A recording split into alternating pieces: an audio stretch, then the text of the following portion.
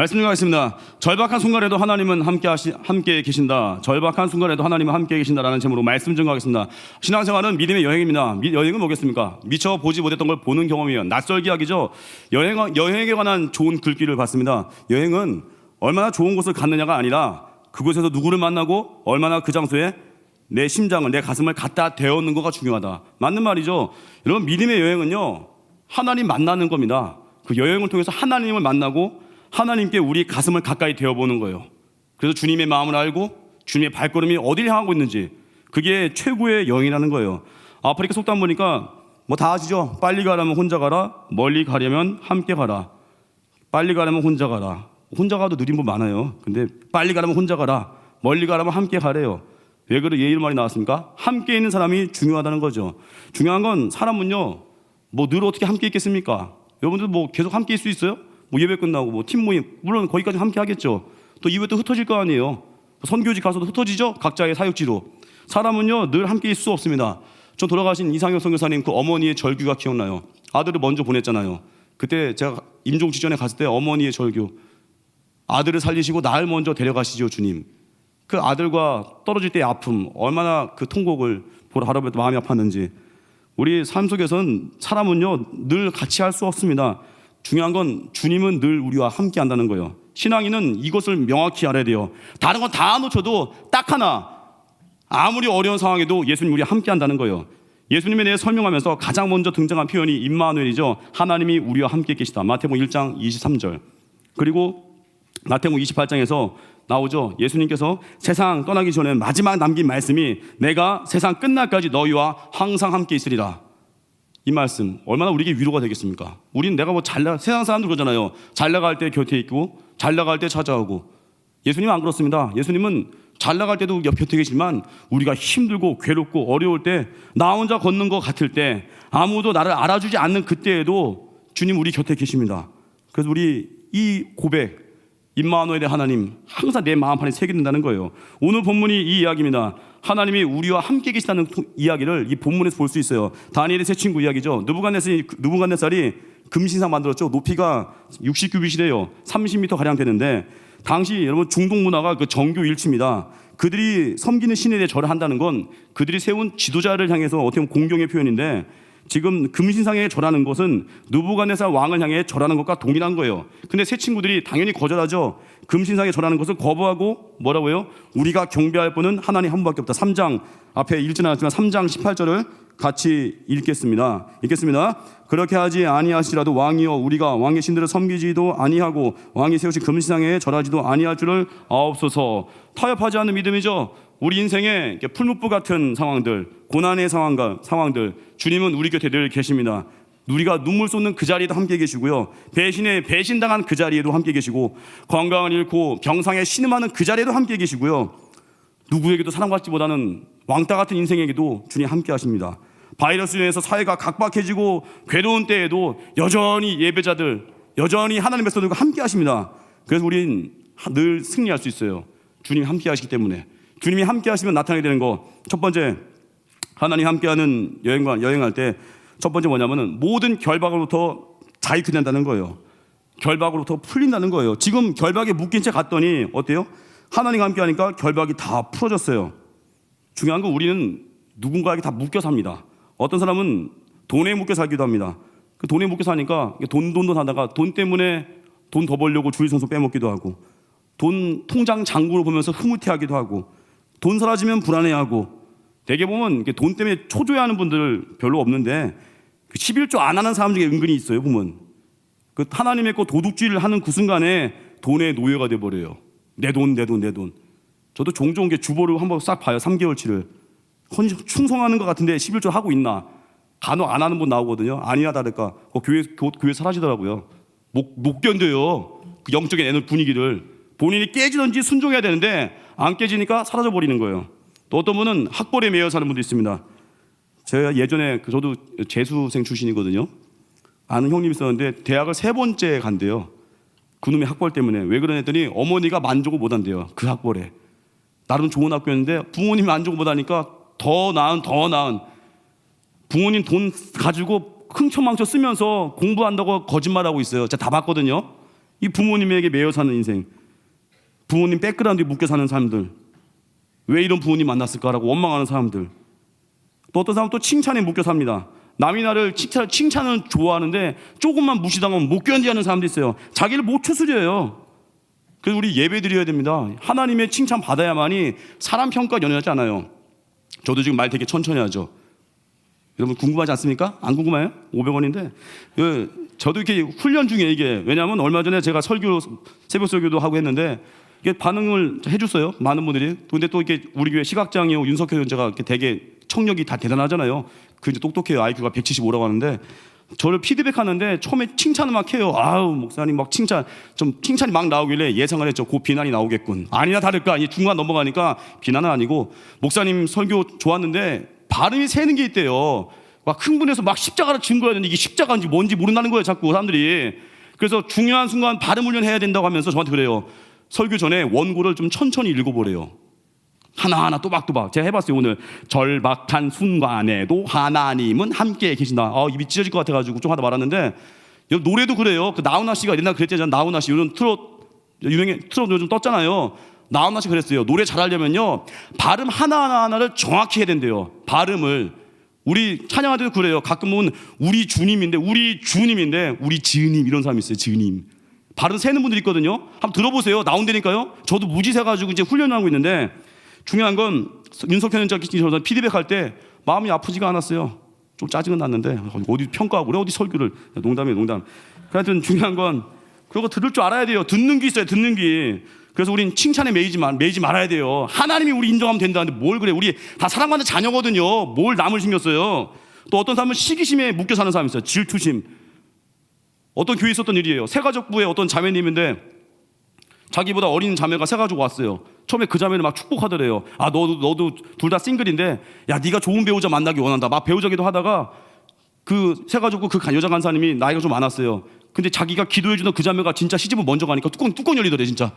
그 헤어지게 해달라고 기도가 나오고. 이 마귀 아니야 마귀? 나중에 회개기도 하면서 자기 마음이 치유가 됐대요. 여러분 똑같을 때는 똑같이 고난당할 때 몰라요. 근데 누군가 한 명 내가 축복하던 그 사람이 진짜 응답되면요 알아눕는 분 있어요. 그게 시기심의 노예예요. 예수님의 보혈로 깨버려야 돼요. 그래서 우리는 어려울 때 중보기도 누가 못해요. 다 할 수 있다. 근데 즐거워하는 자들로 함께 즐거워하는 거, 이게 절정이에요. 그래서 카톡도 요즘은 이제 새로 만든 카톡방은 좀 절제하겠지만, 예전에 카톡방 보면요 병상에서 누웠을 때는 기도합니다. 무지 올라오다가 뭐 이사신방이나 뭐 집을 샀다, 뭐 사업장 그걸 잘 안 올라와요. 왜요? 배알 꼴리거든요. 즐거워하는 자들을 즐거워할 수 있는 거, 이게 영성입니다. 어떤 분은 또 자동차에 묶여 있는 분이 있어요. 작은 차 타면 막 무시당하는 줄 알고 백화점 갈 때 저는 당당하게 걸어 다닙니다. 당당하게 지하철 타고 안 매여요. 얼마나 하체가 튼튼해지든지 좀만 아프면 앉으면 되고, 안 그래요?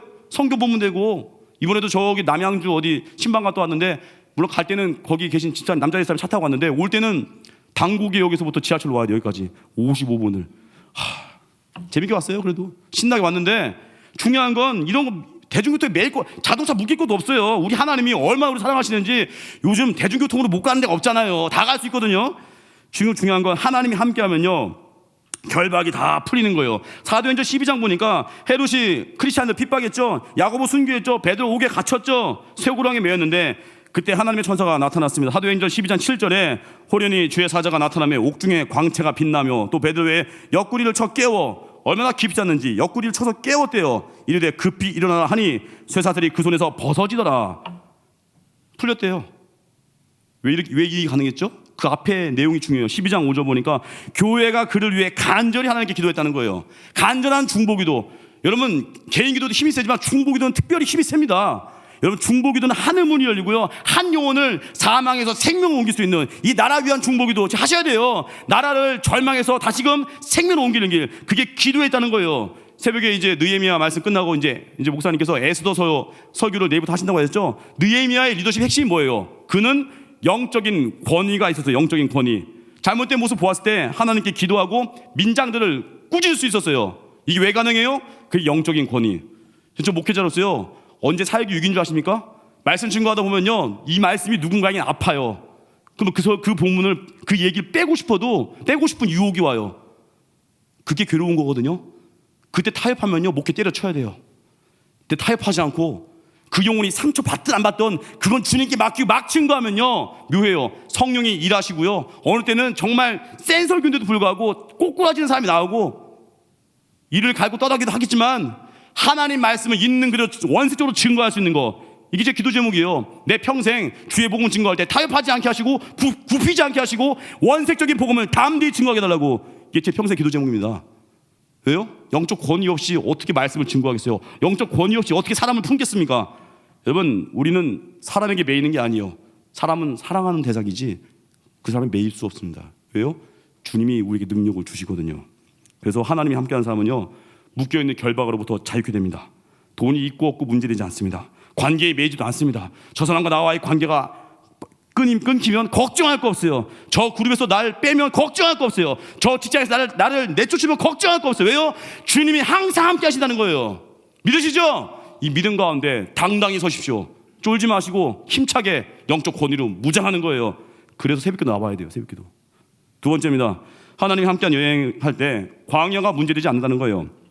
25절 보니까 25절 같이 읽겠습니다. 왕이 또 말하여 이르되 내가 보니 결박되지 아니한 내 사람이 불 가운데로 다니는데, 여기까지 불 가운데로 다닌다고 하는 거예요. 지금 여러분 보세요. 하나님이 함께하는 믿음의 여행인데 불이 그대로 있어요. 그리고 불 가운데로 간대요. 여러분, 하나님이 함께하면요 고난이 없는 게 아니라 고난이 있긴 있어요. 하지만 뚫고 가는 거예요. 홍해가 있긴 있지만 홍해가 마른 땅같이 돼버리는 거예요. 광야를 없애주는 게 아니라 광야를 지나갈 수 있는, 광야를 통과할 수 있는 그 능력을 준다는 거예요. 찬송가 391장 보면은 메마른 땅을 종일 걸어가도, 메마른 땅, 힘든 땅이겠죠. 괴로운 땅이겠죠. 고독한 땅이겠죠. 그런데 여호와를 앙망하니까 나 피곤치 아니하며. 주님과 함께 동행하는 길은요 바이러스 기간에도 피곤치 않습니다. 어렵지 않습니다. 왜요? 하나님이 우리에게 능력을 주시거든요. 그리고 인생에 매일의 어려움도 있을 것입니다. 어려움도 있습니다. 가정에서 오는 어떤 분은 가정에서 오는 압박감도 있어요. 코로나 기간 동안에 예배드리고 싶은데 어떤 분은 자기 배우자가 못 나가게 하고 본인은 나가면서 아내를 보호한다 싶고 못 나가게 한대요. 안타깝죠. 어떻게 이렇게 보호하고 있다고. 그게 보호인지 미절인지 알 수가 없는데, 또 직장에서 상사나 동료의 관계 문제, 바이러스도 위축된 경제 상황들, 이 어려운 때에 문제 묵상하지 마시고 그만 뉴스 보시고 이제 어떻게 뭘 묵상해야 돼요? 하나님이 내시는 그 길, 제3의 길, 그걸 묵상해야 돼요. 또 하나님이 걸어갈 힘을 주십니다. 로마서 8장 37절에 우리를 사랑하시는 이로 말미암아 우리가 넉넉히 이긴대요. 그냥 아슬아슬 이기는 게 아니라 넉넉히 압도적으로, 진짜 농구로 치면 100대 빵으로 이긴다는 거예요. 뭐 그런 경기 없겠지만 이긴다는 거 압도적으로. 아시겠습니까? 그리고 우리는 어떻게 해야 돼요? 이 불 가운데 그냥 통과하기 위해서, 이 고난을 그냥 통과하기 필요한 것, 속사람의 강건함이거든요. 속사람 강건함을 위해서 성령의 능력을 구해야 되는데, 성령의 능력, 우리 속사람이 강건해지기 위해서 네 가지 적용입니다. 첫 번째가 뭐냐면은 내 안에 속사람 강건해서 말씀을 먹어야 돼요. 히브리서 4장 12절 하나님의 말씀은 살았고 활력 있죠? 말씀으로 내 계속 채우는 거예요. 우리는 내가 채운 게 나갑니다. 특별히 여러분 주일 예배 중심으로 드리는 분들 있습니까? 이제 곧 아마 목이 마를 거예요. 왜요? 고난의 때에는요 더 큰 고난이 오면요 이 주일 예배 한 번으로 감당 못해요. 음식으로 치면요 이건 주일 예배는요 그냥 깍두기 먹고 사는 거예요. 영적인 삼겹살 그거 먹어야 돼요. 새벽 예배, 수요 예배, 주일 예배 한 번 가지고 신앙생활하면요 그 내용은 하나 간신히 건질까 말까 할 거예요. 여러분, 다른 사람 살려야 되잖아요. 축복이 통로라면서요. 그 왜 새벽을 안 깨워요? 기도해야 살아요. 우리 기도 없으면요 나 혼자 먹고 사는 인생, 나의 영광만 구하는 인생. 그리고 우리 새벽을 깨워야 돼요. 말씀 많이 먹고. 그래서 시편 19편 7절 보니까 여호와의 율법은 완전하여 영혼을 소성시키며. 여러분, 혹시 내 내면이 요즘 쉽게 약해진 분 있습니까? 이상하게 지나가다가 누가 부딪히기만 해도 짜증나고 쫓아가서 패고 싶고, 그 영혼이 약해진 거예요 지금. 말씀 먹어야 돼, 말씀. 그래서 여러분, 혹시 상담하고 싶은 분 있습니까? 이렇게 간사님들, 목회자분들한테 한번 제가 상담하기 전에 한번 한 주간 모든 예배 다 드려보세요. 막 상담 안 할 거려? 왜요? 말씀 듣다가 이미 응답 받아요 다. 왜 이렇게 상담 많아지는 거 좋은 거 아니에요? 본인이 하나님과 대면을 못 하고 있다는 거예요 지금. 주님 만나십시오. 두 번째, 속상한 강건을 위해서 성령 안에 기도하라는 거예요. 특별히 지혜를 구하십시오.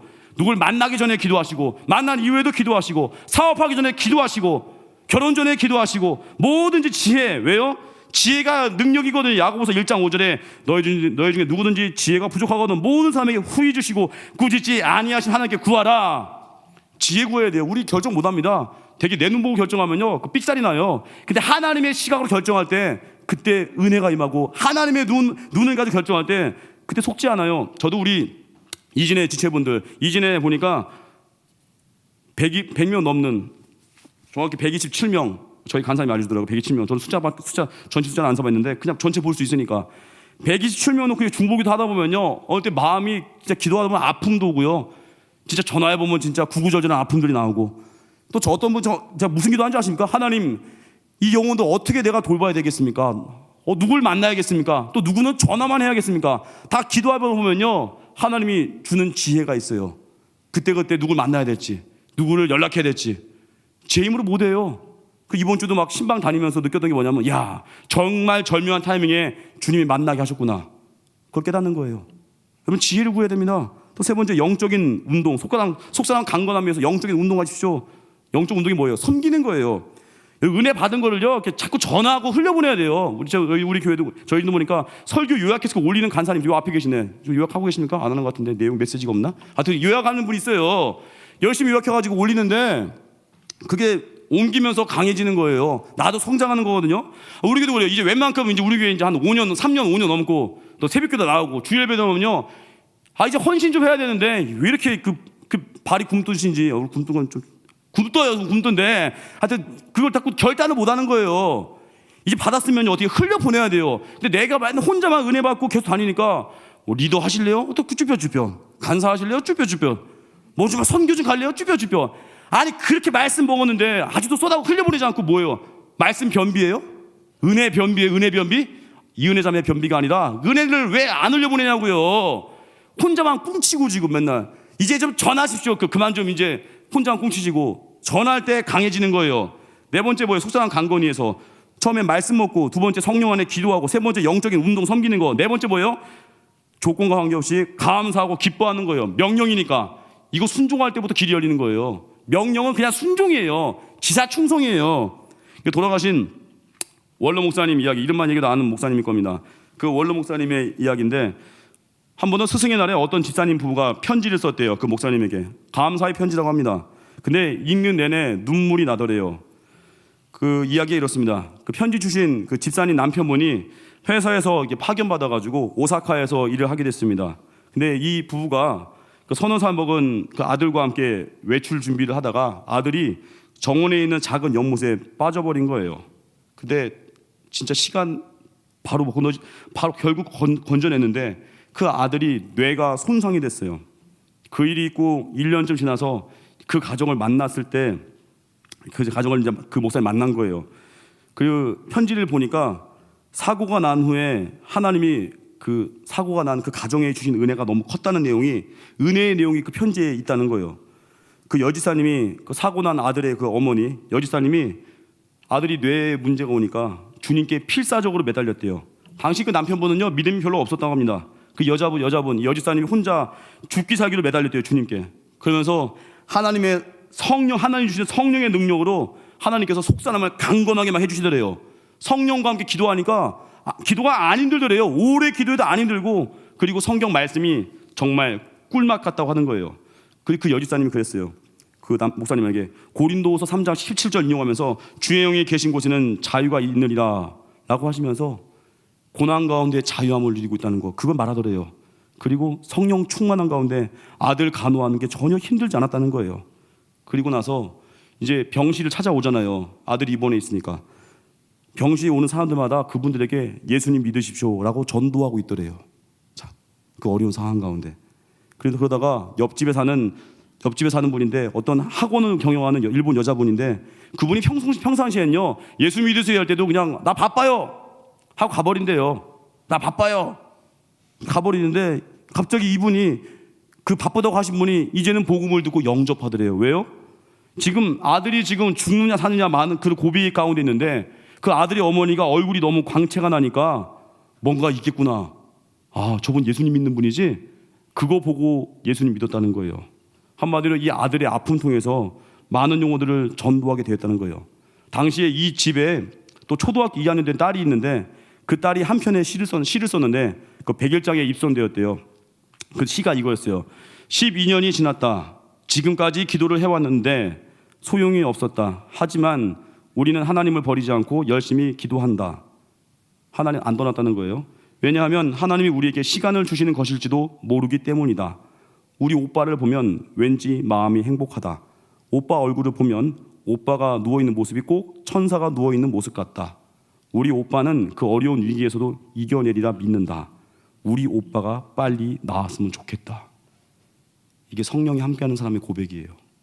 기도가 있으니까 그렇게 극심한 아픔 가운데 믿음 붙드니까 일어서죠.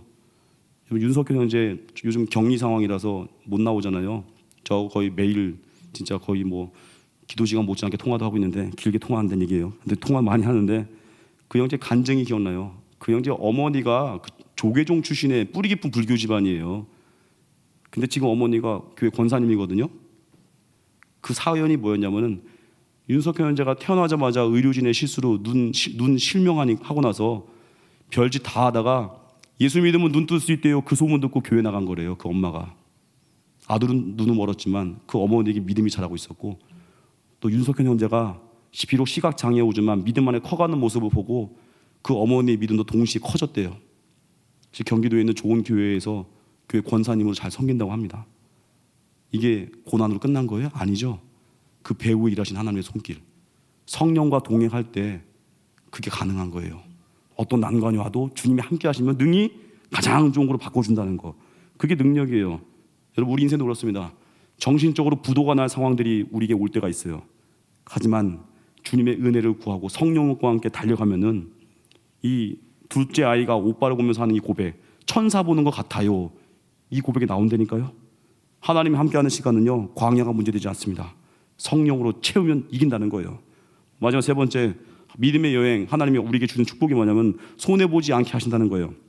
25절에 보니까 상하지도 아니하였고, 상한다의 그 히브리어 그 뜻이 두 가지예요. 손해와 상처거든요.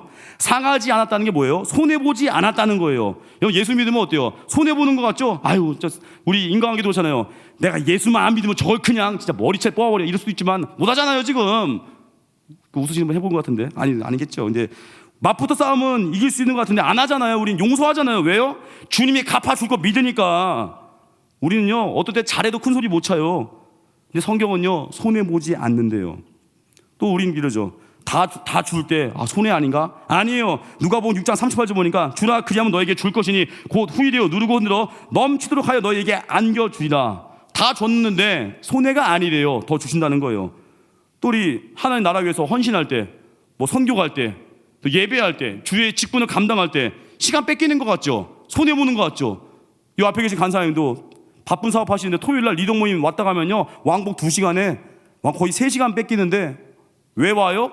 마태복음 6장 33절, 그의 나라와 그의 의를 구하라. 그리하면 이 모든 걸 너에게 더하시라. 손해 아니잖아요. 이걸 믿으니까 오는 거예요. 헌신한 시간들 주님이 100배, 1000배, 만배로 다 갚아줄 거거든요. 우리 그거 믿습니다. 예수님 믿는 건요, 이거 손해보지 않습니다. 또 상한다 히브리어 두 번째 뜻이 상처거든요. 우린 너무 쉽게 상처받는데 주님이 그 상처 안 받게 하십니다. 왜요? 말씀대로 순종하니까 상처가 안 되고요, 상처가 다른 사람을 돕는 통로가 돼버리는 거예요. 그리고 우리 인생에 우린 결정해야 돼요. 이제 영광의 일을 선택하는 건데, 다윗도 고난 가운데 독이 나오지 않았어요. 왜요? 하나님과 연결됐거든요. 우리 인생은 늘 선택의 기로에 있습니다. 나의 영광이냐 주의 영광이냐. 근데 신앙생활에 성장이 더디거나 멈춘 분들이 있어요. 특징이 뭐냐면은 하나님과 나와 하나님의 영광과 나의 영광, 그 갈래길에 내 영광을 선택하는 분들 늘 멈춤 가운데 있어요. 전진이 없어요. 배우자 선택할 때도요, 자기 욕심 따라서 예쁘고 믿음 없는 사람 선택하려고 하고, 믿음이 안 보이고 학벌이 보이기도 하고, 직장을 선택할 때도 예배가 기준이 아니라 돈 좀 잘 버는 연봉 센 거, 나의 영광 추구하니까 늘 메말라 있는 거예요. 인생에서 경험하는 고통은요, 대부분 내 욕심과 관련이 있습니다. 내 욕심대로 안 되니까 좌절하고 낭망하는 거예요. 야고보서 4장 3절 보니까 구하여도 받지 못하면 정욕으로 쓰려고 잘못 구함이니라. 여러분, 내 필요와 하나님의 필요가 연결되어야 됩니다. 예수님이 기도로 가르치셨죠. 요한복음 14장 13절, 너희가 내 이름으로 무엇을 구하든지 내가 행하리니. 구함은 응답하십니다. 근데 그 다음이 중요해요. 이는 아버지로 하여금 아들로 영광을 받으시게 하려 함이라. 삶의 존재의 목적이 아버지의 영광이에요. 주의 영광을 높이는 거예요. 내 영광이 아니라는 겁니다. 기도의 목적도요, 하나님의 영광이에요. 한나의 위대성이 바로 이거예요. 아들 달라고만 기도하지 않았습니다. 아들 주시면 하나님 앞에 바치고 머리에 삭도를 대지 않겠다고 결심한 거. 이건 뭐예요? 바로 헌신의 다짐이에요. 내가 키워보겠습니다, 그 얘기가 아니에요. 또 아들 주면은 불이 나게 복수하겠습니다, 그 얘기도 아니에요. 그냥 기도하는 순간에 하나님의 필요와 영광을 본 거예요. 우리도 그렇게 기도해야 돼요. 좋은 배우자 달라고 기도할 수 있어요. 하지만 좋은 배우자 왜 얻어야 돼요? 나도 좀 본때 있게 살아보자. 무슨 결혼이 신분 상승이에요? 그거 아니라 하나님이 기뻐하는 예배자가 되고 선교자가 되기 위해서 내가 가정을 꾸리고 싶습니다. 그게 주의 영광을 구하는 거예요. 여러분 오늘 찬양했죠? 끝나고 또 할 거예요. 이것만 한 곡으로 그냥 끝까지 갈 건데, 내가 만민 중에 나는 이 찬양 시편 57편 가지고 만든 찬양이죠. 다윗이 사울에게 쫓기며 적들에게 둘러싸였을 때 쓴 시인데, 다윗의 고백이 참 위대합니다. 다윗은 자기가 승리해야 한다고는 생각했지만, 그러나 자기가 높아져야 한다고 자기의 높아짐을 놓고 구하지 않았어요.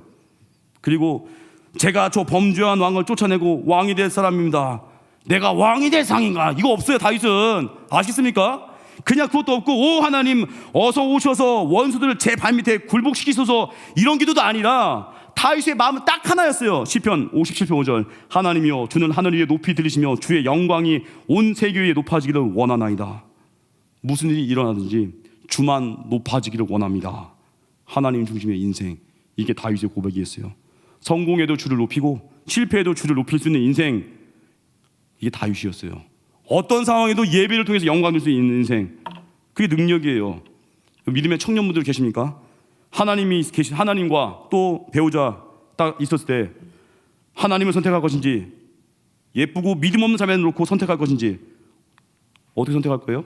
이때 이런 갈림길에 놓인 청년이 이렇게 고백해야 돼요. 시편 50편 5절을 들고 나오면서 하나님이여 주는 하늘 위에 높이 들으시며 주의 영광은 온 세계에 높아지기를 원하나이다.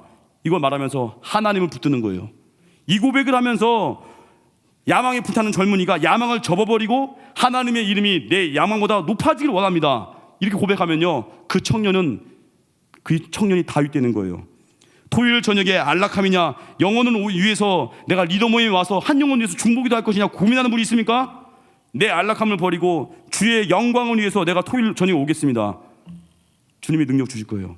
주일 저녁에 가족 모임을 가서 희덕거리며 놀 것이냐, 주의 영광을 위해 이 저녁 예배를 드릴 것이냐 갈등하는 분들, 주의 영광이 온 세계에 높아지기 원합니다, 저녁 예배에 드리겠습니다 결단하는 순간에 그 인생길이 열릴 거예요.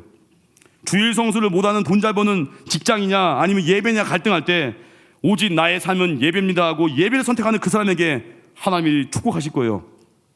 돈을 벌 것이냐 아니면 내가 돈 좀 적게 벌어도 주일 성수 잘할 수 있는 직장을 나갈 것이냐, 이때 주의 영광이 높아지는 선택을 하겠습니다라고 예배를 붙든 그 사람에게 주님이 복 주실 겁니다. 더 많이 얘기할 수 있는데 각자 적용하십시오. 주의 영광을 위해 결단하십시오. 나의 영광을 계속 구한다면 계속 메마를 것입니다. 만성 피로에 쌍코피 날 거예요. 하지만 하나님의 영광 위에 사는 사람에게는 점점 더 풍성해질 것이고 하나님 모든 걸 갚아주실 것이고, 특별히 우리 하다못해 세상 사람들도 더 큰 차, 더 큰 집 얻으려고 목숨 걸고 일하죠. 크리스찬들이 반성해야 됩니다. 우리에게 영광을 본 자들이 예배에 목숨 걸어야겠죠.